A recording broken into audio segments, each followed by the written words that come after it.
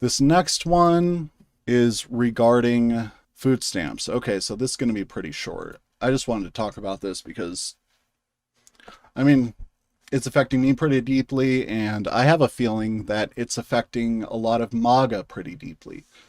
So Trump took away my food stamps effectively. We went from having $400 a month to $24 a month for three people. For some reason, I don't count as a student, even though I go to school full time. Maybe it's an age thing. I don't know. In order to get any amount of food stamps, I would have to volunteer 20 hours a week, I guess. But we're going to get into that.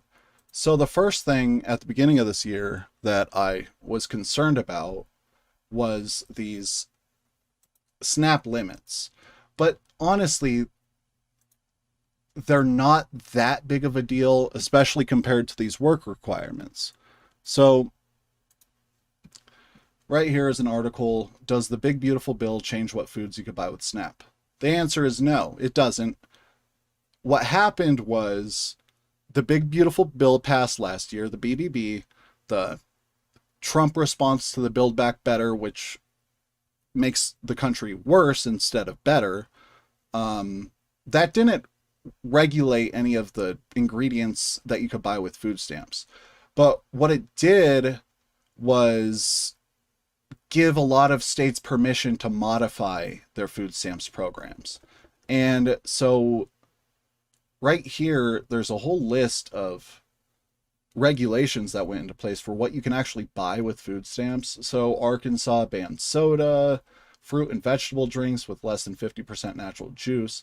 Funny enough, 100% juice drinks are worse for you than a drink with 2% juice and a lot less sugar. Again, it's an example of politicians legislating scientific things when they should be coordinating with scientists on it. Colorado will ban soft drinks. Again, not all soft drinks are equal, but all these bans are usually like they're all soft drinks, candy, sweets, and the first point I will make is nobody is using a large portion of their food stamps on sweets. Nobody. It's impractical and you can't survive off of sweets. I understand there needing to be some type of health regulations for people in the US, especially with our obesity problems, but that is a corporate problem. That's a regulation issue. We should be preventing the massive amounts of sugar from getting to our table before it's like in the manufacturing stage.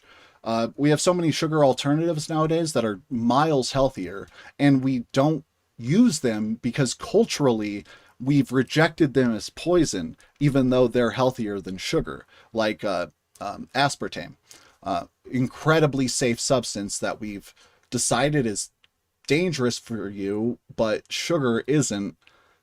Full sugar drinks are fine, but full juice sugary drinks are fine, but a zero sugar soda isn't. It doesn't make any fucking sense. But beyond that, you're given, for example, my family was given $400 of food stamps, but we need about $800 to feed ourselves for the whole month. So even if you regulate what we could buy with the food stamps, we can still buy a cake with the cash we have earmarked for food. And I imagine that's how it is for many families on food stamps.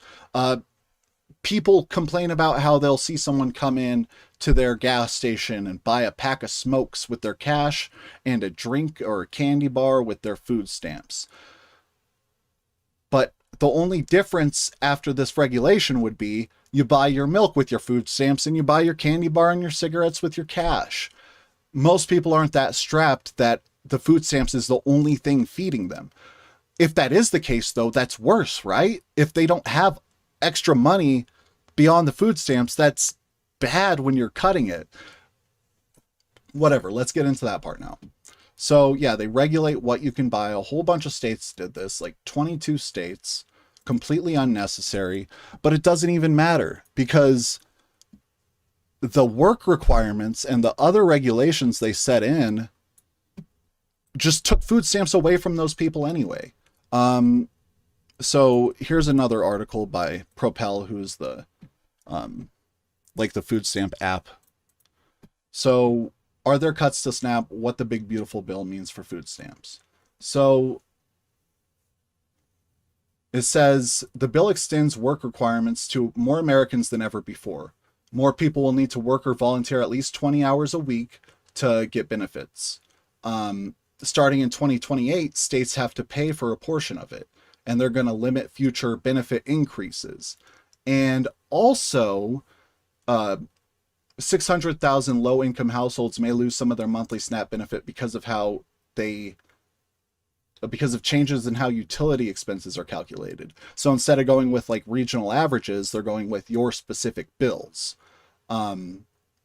Which is interesting because if you have, like, for example, we have a plot on a solar farm, so we get credited to our electric bill, but that doesn't mean that we don't pay that much. Like in function, that's supposed to be a subsidy for us being poor, but you eliminate that subsidy when you do that. Like, okay, I'll explain it clearer here in a moment. I want to get to this part.